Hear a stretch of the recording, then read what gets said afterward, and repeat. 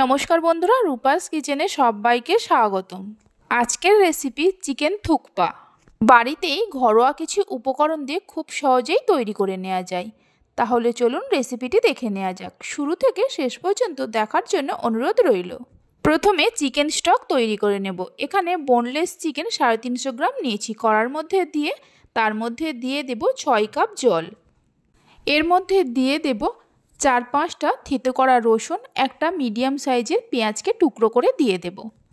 গ্যাসের ফ্লেমটা হাইতে রেখে এই 6 কাপ জলকে ফুটিয়ে নিয়ে 3 কাপ করে নিতে হবে।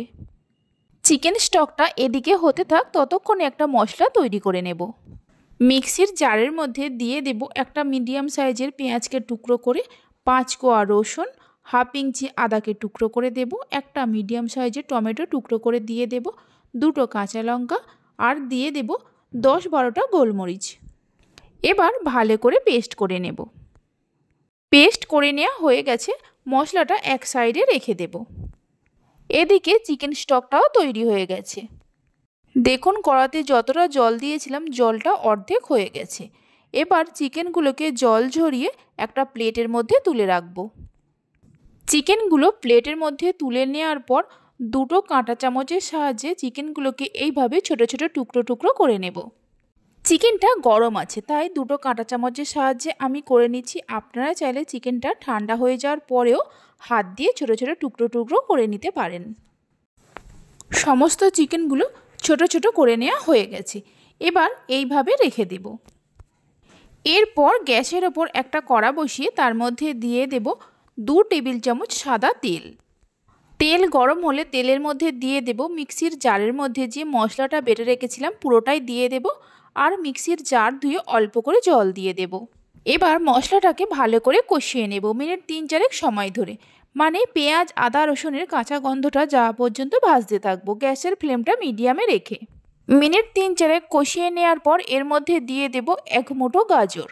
গাজরগুলোকে আমি একটু লম্বা করে কেটে নিয়েছি। দিয়ে দেব 1 মুঠো বিনস কুচি, 1 মুঠো বাঁধাকপি কুচি। গ্যাসের ফ্লেমটা হাইতে রেখে সবজিগুলোকে মিনিট 2-3 সময় ধরে ভেজে নেব। অবশ্যই সবজিগুলোকে হাই ফ্লেমে ভেজে নিতে হবে, তবে সবজিগুলো খুব বেশিক্ষণ সময় ধরে ভাজবেন না। সবজিগুলো ভেজে নেওয়ার পর এর মধ্যে চিকেন স্টকটা ছেঁকে নিয়ে দিয়ে দেব। চিকেন স্টকটা দেওয়ার পর এর মধ্যে দিয়ে দেব হাফ চামচ গোলমরিচ গুঁড়ো। গোলমরিচ গুঁড়োটা আপনারা চাইলে বাড়িয়ে কমিয়ে দিতে পারেন। দিয়ে দেব স্বাদ মতো লবণ। এবার এর মধ্যে দিয়ে দেব 1 প্যাকেট নুডলস। এই সময় গ্যাসের ফ্লেমটা হাইতে রাখতে হবে। চিকেন স্টকটা যখন ফুটতে শুরু করবে তখন এর মধ্যে দিয়ে দেব যে চিকেনগুলো টুকরো টুকরো করে রেখেছিলাম পুরোটাই দিয়ে দেব। অল্প করে ধনেপাতা কুচি দিয়ে দেব। এবার সব কিছুকে হালকা হাতে একটু মিশিয়ে নিয়ে গ্যাসের ফ্লেমটা মিডিয়ামে করে সব কিছুকে সেদ্ধ হওয়ার জন্য ঢাকা দেব 10 থেকে 12 মিনিটের জন্য। 12 মিনিট পর ঢাকা খুলে দেখে নেব সব কিছু সেদ্ধ হয়েছে কিনা। সব কিছু খুব ভালোভাবে সেদ্ধ হয়ে গেছে। চিকেন থুকপা আমাদের একদম তৈরি হয়ে গেছে। তবে এর মধ্যে সবশেষে দিয়ে দেব অল্প করে স্প্রিং অনিয়ন। এইভাবে একবার চিকেন থুকপার রেসিপিটি বাড়িতে বানিয়ে দেখতে পারেন।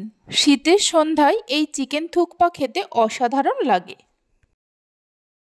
আজকে আমার এই রেসিপিটি যদি আপনাদের ভালো লেগে থাকে অবশ্যই একটা লাইক করবেন আর আমাকে কমেন্ট করে জানাবেন।